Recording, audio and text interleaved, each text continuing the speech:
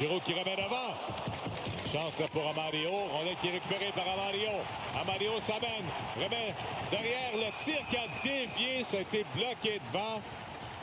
Et là, il y a une... Nikishin là, qui s'est fait frapper sévèrement par Tyler Kleven. Et Denis Nikishin ça c'est commotion. n'est pas dans un bon état. Il n'avait pas la rondelle lorsque Kleven a décidé de terminer sa mise en échec. Je suis certain qu'on va aller voir la révision de ce geste.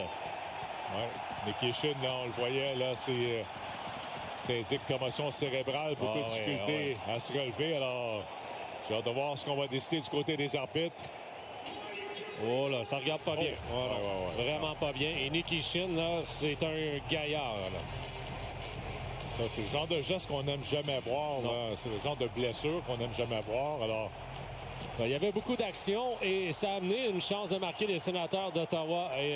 Mais pour être honnête, Denis, là, il n'avait pas la rondelle. On aurait dû appeler pénalité à l'endroit de Tyler Kleven assez rapidement, mais on ne l'a pas fait. Je ne sais pas si on va être en mesure d'aller voir la révision. À vous de juger, mais Nikishin est dans les parages. Il a la rondelle, quelques secondes, s'en débarrasse et il n'a jamais vraiment le plein contrôle du disque. La rondelle est là. Il a les yeux sur la rondelle. C'est le problème. Ne voit jamais Tyler Kleven s'amener. Et là, c'est un coup à la tête, ça, directement à la tête. Directement à la tête.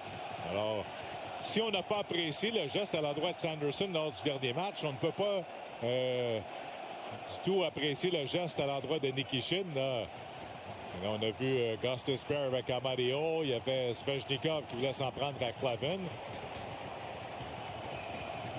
Svechnikov là, qui est allé à la rescousse de son coéquipier, est allé le défendre. Kleven qui a un protecteur facial complet, mais là, vous voyez, là, on n'apprécie pas le geste de Kleven et on peut comprendre pourquoi. Alors, les arbitres, on vous le rappelle, Kendrick Nicholson et Eric Furlat. Là, on s'en va pour voir à la tablette.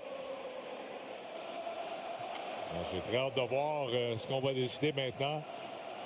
Parce que souviens-toi, tu avais fait la remarque lors du dernier match. Sanderson s'est relevé après la mise en échec de Taylor Hall. Alors, il y avait eu seulement 2 minutes. Mais là, c'est évident qu'il y a eu blessure. Commotion cérébrale à l'endroit de Nikishin. Et le problème que j'ai avec ça, c'est que Kleven a seulement une intention. Là. Ne regarde jamais la rondelle, ne fait aucune action vers la rondelle. Profite d'un joueur qui est dans une position vulnérable en Nikishin. Réaction va des Hurricanes lorsqu'on a vu le geste de Kleven. Alors, Nicholson, Furlat en discussion avec Toronto. Kleven a bien hâte d'entendre la décision. Brin d'amour aussi.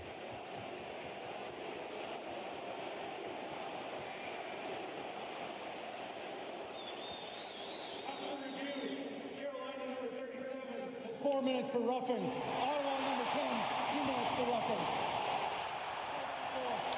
Alors, il n'y a aucune pénalité à Tyler Kleven. On donne 4 minutes pour rudesse à Svechnikov. 2 minutes aux Sénateurs. Alors, en bout de ligne, les Sénateurs vont se retrouver en avantage numérique. Et on n'a pas puni le geste de Kleven pour le coup à la tête. Alors, c'est 4 minutes contre Svechnikov qui, lui, on dit rudesse. C'est pour cette raison qu'il a été chassé. Donc, il y a 2 façons de penser.